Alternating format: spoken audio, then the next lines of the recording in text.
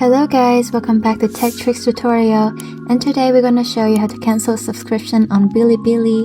This does not just apply for Bili Bili app but also for another app subscription on your iPhone. So first you're going to go to App Store, and in here you're going to go to your profile by clicking on your avatar at the top corner.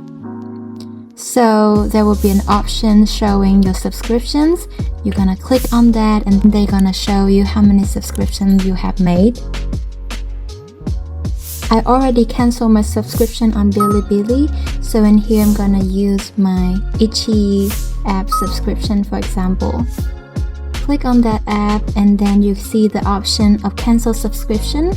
All you have to do is click on this cancel subscription, and then you're gonna confirm the cancel subscription, and we all ready to go.